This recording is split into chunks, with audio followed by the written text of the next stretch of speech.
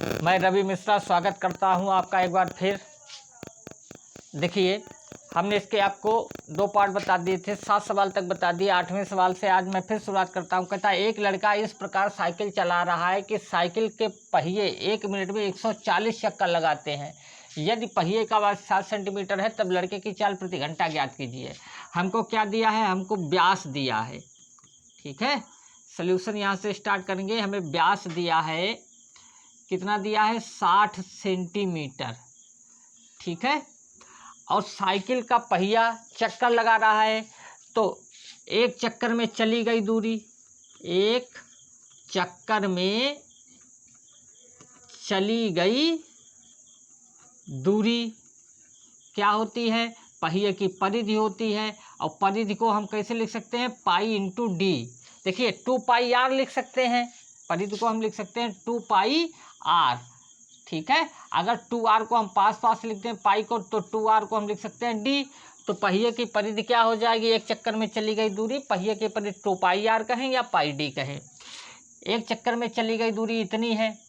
D का मान हमारे पास है, कितना है? डी का मान है 60। व्यास दिया हमें 60, तो चली गई दूरी हो जाएगी 60 पाई सेंटीमीटर। अब एक चक्कर में इतनी दूरी चलता है और कहता है पहिया 1 मिनट में 140 चक्कर लगाता है।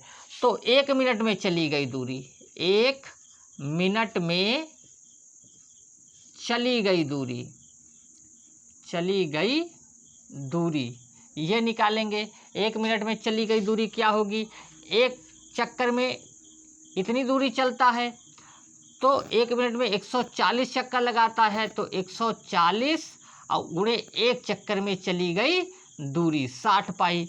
यहाँ पर आप सारी वैल्यू रख दीजिए, 140 गुणे 60 और पाई का मान रख दीजिए 22/7। इसे आप काट दें, 7 दूनी 14। ठीक है, तो ये आ गया आपका 22 दूनी 44। कितना आया? 44, 440। 22 दूनी 44 और इसकी आप 60 से मल्टीप्लाई करें तो क्या आएगा? 6 चौक 24, 6 चौक 24 और 2 26, और यहाँ पर 2 जीरो आ जाएंगे। इतने सेंटीमीटर चली गई दूरी आ जाएगी आपकी 26,400 सेंटीमीटर। ये दूरी सेंटीमीटर में है, चाल हमसे पूछ रहा है किलोमीटर प्रति घंटा में। तो इसको हम क्या करेंगे? सेंटीमीटर को किलोमीटर में बदलेंगे, तो इसको हम 1 लाख से भाग देंगे, क्योंकि सेंटीमीटर को किलोमीटर में पहले बदलेंगे तो 26400, और इसको हम क्या करेंगे? 1 लाख से भाग कर देंगे। ठीक है, कितने से करेंगे? 5, 1 2 3 4 5, और 5 अंकों के बाद दशमलव लगा देंगे। जीरो, ये भाग करना बिल्कुल आसान है। तो ये हो जाएगा आपका 0.264। ये दूरी हो गई आपकी किलोमीटर। 1 मिनट में पहिया इतने किलोमीटर 0.264 किलोमीटर की दूरी तय करता है। अब हमें निकालना है, क्या निकालना है? चाल निकालनी है। चलिए यहीं पर निकाल लेते हैं। हमें चाल निकालनी है किलोमीटर प्रति घंटा। तो चाल बराबर क्या होगा? दूरी बटे समय। ठीक है, चाल बराबर दूरी बटे समय। दूरी हमारे पास कितनी आ गई? चली गई दूरी हो गई 2.264। ठीक है, ये दूरी हो गई। और समय हमारे पास कितना है? 1 मिनट। 1 मिनट, तो उस 1 मिनट को हम क्या करेंगे? घंटे में कन्वर्ट करेंगे। तो मिनट को घंटे में कन्वर्ट करने के लिए 60 से भाग देंगे। ये 60 पलट कर कहाँ जाएगा? ऊपर चला जाएगा। 0.264 गुणे 60, यहाँ गुणा कर दीजिए आप। 6 चौक 24 के 4, 6 छरंग 36, 36 और 2 38 के 8, हासिल लगा 2, 6 दूनी 12 और 3 15, और 1 जीरो आ जाएगा। पीछे से 3 अंकों के बाद दशमलव लगा दीजिए, आ गया 15.84 किलोमीटर प्रति घंटा। ये लड़के की चाल आ जाएगी। ठीक है बच्चों, बिल्कुल साधारण सी बात है। आइए दूसरा सवाल देखते हैं। कहता है एक बस के पहिए की त्रिज्या 25 सेंटीमीटर है। तो हमको दिया है आर बराबर दिया है 25 सेंटीमीटर। ठीक है, और कहता है 33 किलोमीटर प्रति घंटे की चाल से रखने के लिए पहिए को प्रति मिनट कितने चक्कर लगाने पड़ेंगे। तो हम क्या निकालेंगे? पहले निकालेंगे पहिए द्वारा एक चक्कर में चली गई दूरी। पहिए द्वारा एक चक्कर में चली गई दूरी, एक चक्कर में तय दूरी कितनी हो जाएगी? पहिए की परिधि 2 पाई आर। अब यहाँ पर 2 पाई और आर का मान रख देंगे कितना? 25। आर का मान कितना रख देंगे? 25। तो ये आ जाएगी आपकी 50। ठीक है, 25 दूनी 50 पाई। त्रिज्या दी थी सेंटीमीटर में, तो ये आ जाएगी आपकी सेंटीमीटर में। फिर हमको क्या दिया? हमको चाल दे रखी है 33 किलोमीटर प्रति घंटे की चाल रखने के लिए।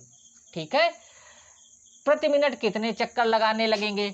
तो माना n चक्कर लगाने पड़ेंगे, माना n चक्कर लगाने पड़ेंगे। ठीक है, यानी चक्करों की संख्या हमने मान ली n, हमको n चक्कर लगाने पड़ेंगे। तो n बराबर क्या हो जाएगा? आपने पढ़ा है तय की गई दूरी, तय दूरी बटे एक चक्कर में चली गई दूरी, बटे एक चक्कर में तय दूरी, कुल दूरी बटे एक चक्कर में तय दूरी। अब कुल दूरी 33 किलोमीटर प्रति घंटा, इसका मतलब एक घंटे में 33 किलोमीटर जाता, 33 किलोमीटर प्रति घंटा। ठीक है, और क्या निकालना है हमें? और हमें निकालना है एक चक्कर में चली गई दूरी, ये कितनी है? 50 पाई सेंटीमीटर में है ये। अब देखिए, हमें ज्ञात करना है प्रति मिनट कितने चक्कर लगाएगा। तो देखिए क्या करेंगे हम इसको हमें अगर कन्वर्ट करना है तो कैसे कन्वर्ट करेंगे? देखो 33 किलोमीटर है, किलोमीटर को हम बदलेंगे किस में? मीटर में। गुणा करेंगे 100 से, 1 किलोमीटर में 1000 मीटर होते हैं। ठीक है, और मीटर को बदलेंगे किस में? सेंटीमीटर में। तो 100 से और गुणा करेंगे, 33 किलोमीटर को मीटर में बदला और मीटर को फिर सेंटीमीटर में बदला। अब समय किस में दिया है? घंटे में। तो इसे हम क्या करेंगे? 60 से भाग करेंगे। ये 60 कहाँ आ जाएगा? नीचे 50 पाई के साथ में। तो ये 50 और पाई का मान रखेंगे कितना? 22/7। 7 कहाँ जाएगा? ऊपर चला जाएगा। 1 2 1 2, ये 0 कैंसिल हो गए। अब इसे हम अगर काटें 11 दूनी 22, 11 तियाँ 33, 11 दूनी 22, 11 तियाँ 33। तो अब यहाँ पर कट सकता है आपका, देखिए कैसे कटेगा? ये कटेगा आपका 2 पंचे 10, 1 0 और ख़त्म हो गया, और 3 दूनी 6, 3 दूनी 6। इस तरीके से देखिए कैलकुलेटिव पार्ट है, आप इसको ज़रा समझ लीजिए। हमने बहुत ज़्यादा खिचड़ी की है, इसलिए हो सकता है आपको दिक्कत हो। देखिए 33 किलोमीटर को मीटर में, और इसको हम 1 लाख से सीधे क्या करेंगे? 1 2 3 4 और 5 कर दिया। यहाँ है 50 पाई का मान रखेंगे हम कितना? 22/7। ये 7 जाएगा ऊपर, और यहाँ पर कितना आएगा? इस घंटे को जब बदलेंगे तो 60 आ जाएगा नीचे। ठीक है, इतनी बात क्लियर है। अब देखिए इसको हम क्या करें? इसे अगर हम काटें 1 2 0, 1 2 0 ये हमारे कट गए। ठीक है, अब इसको अगर हम काटें, हमारे पास 6 बचा है, तो 2 एकम 2, 2 एकम 2, और ये हो गया 2 पंचे 10, 500। ठीक है, अब इसको अगर हम काटें 11 तियाँ 33, 3 बचा, 3 दूनी 6, 2 पंचे 10। ठीक है, 10 का मतलब 1 0 और कैंसिल हो जाएगा। तो यहाँ पर कितना बचा? आपके पास बचा 50, और 50 की जब आप 7 से गुणा करेंगे, आपके पास बचा 50 गुणे 7, और 50 की 7 से गुणा करेंगे तो आपके पास क्या आ जाएगा? 350। तो पहिया 1 मिनट में कितने चक्कर लगाएगा? 350 चक्कर लगाएगा। ठीक है, आइए देखते हैं सवाल नंबर 10 क्या कह रहा है। कह रहा है एक वृत्त का परिमाप वर्ग के परिमाप के बराबर हो तो उनके क्षेत्रफलों का अनुपात ज्ञात कीजिए। तो हम क्या करेंगे? इस सवाल में हम सॉल्यूशन स्टार्ट करेंगे, तो कहेंगे माना वर्ग की भुजा कितनी है? माना वर्ग की भुजा बराबर ए। ठीक है, अब ए सेंटीमीटर में है तो सेंटीमीटर मानेंगे, मीटर में है तो मीटर मानेंगे। ठीक है, यहाँ कोई यूनिट नहीं, आप चाहे जिसमें मान लें। ठीक है, एक जैसी यूनिट होगी। तो अगर हम ए सेंटीमीटर मानेंगे तो ये लीजिए ए सेंटीमीटर है। अगर आप ना भी माने तो भी कोई जरूर नहीं, बर की भुजा ए है। अब सवाल क्या कह रहा है, वृत्त का परिमाप, वृत्त का परिमाप किसके बराबर है, वर्ग के परिमाप के बराबर है, वर्ग का परिमाप। अब आपने देखा होगा वृत्त का परिमाप वृत्त की परिधि होती है और वर्ग का परिमाप 4 गुणे भुजा होती है।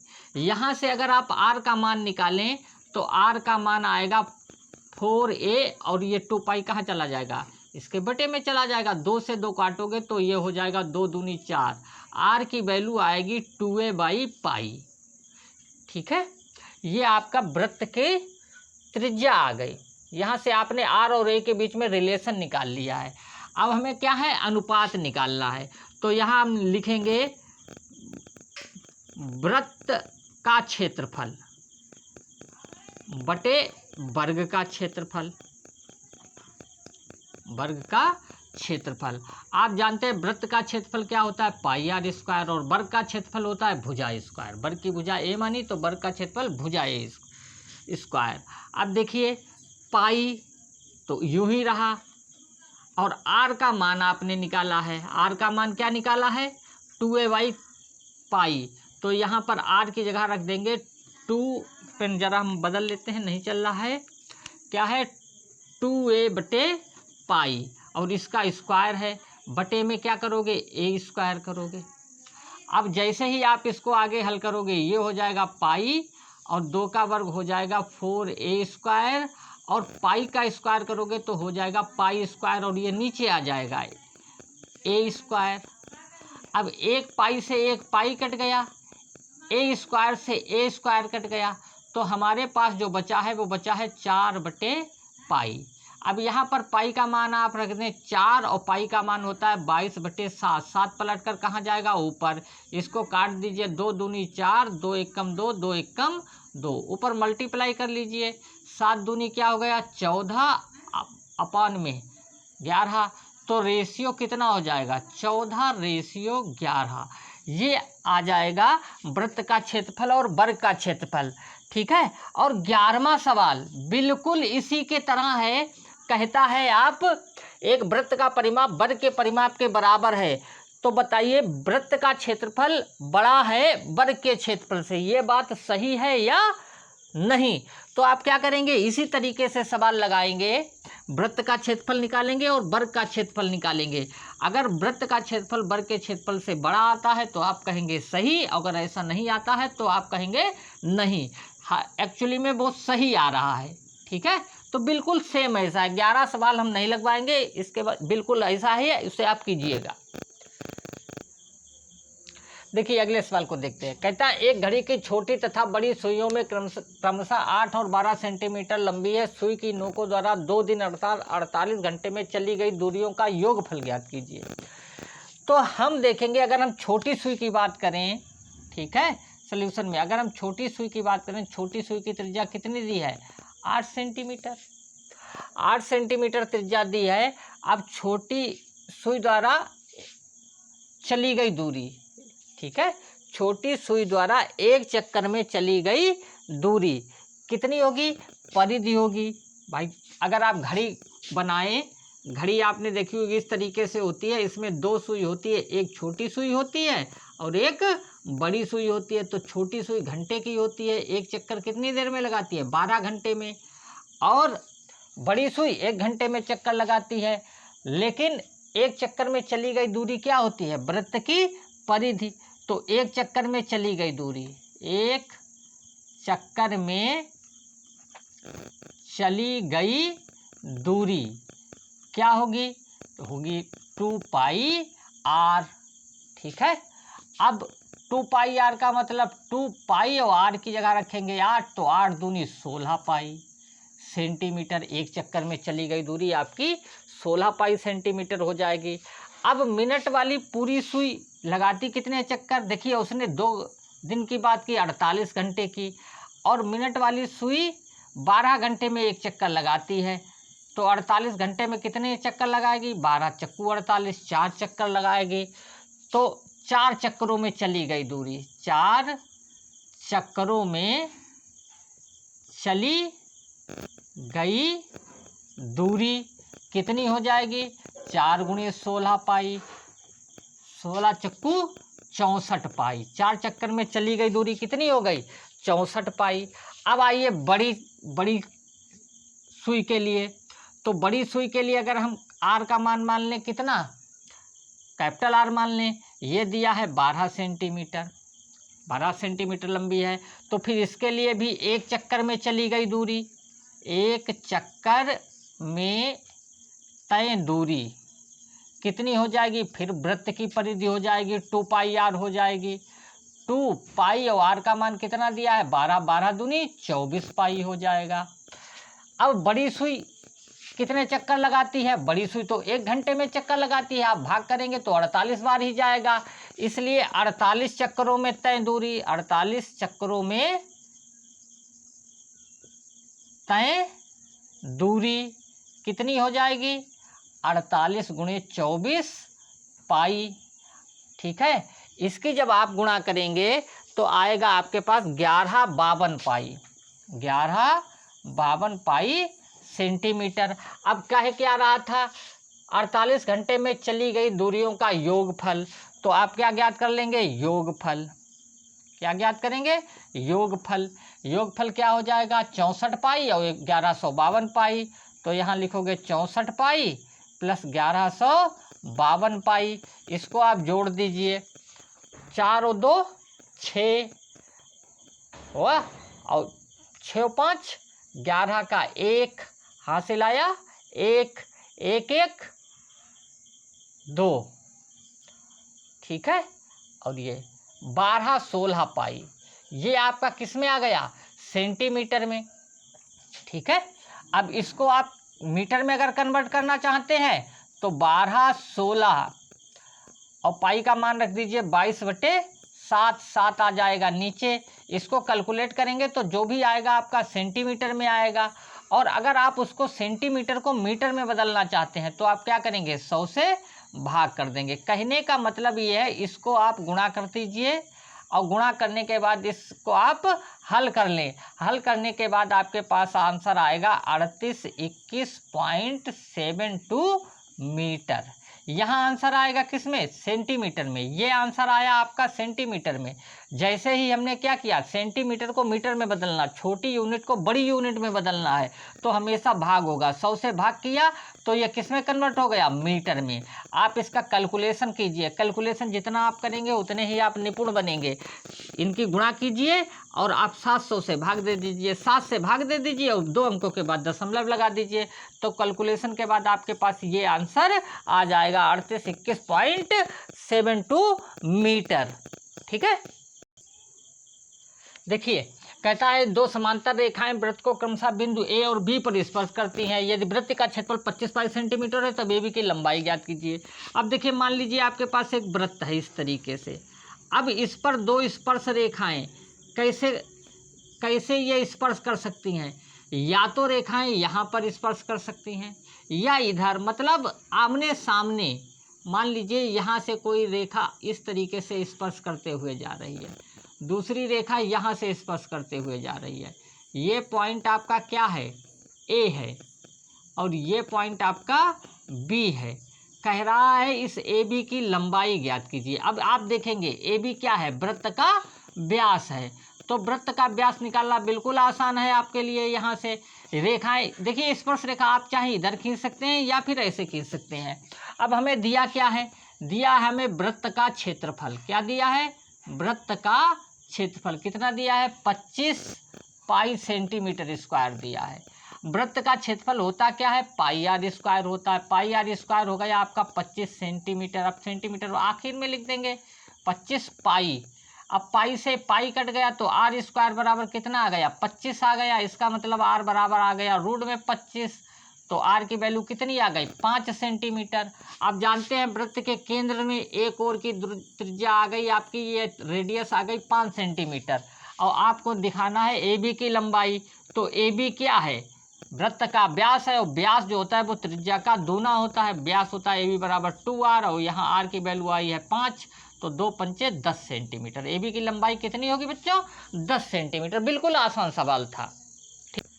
आइए इस एक्सरसाइज के आखिरी सवाल को देखते हैं, क्या कहता है। कहता है एक तार को जब वर्ग के आकार में मोड़ा जाता है तो इसके द्वारा आंतरिक क्षेत्रफल 121 सेंटीमीटर हो जाता है।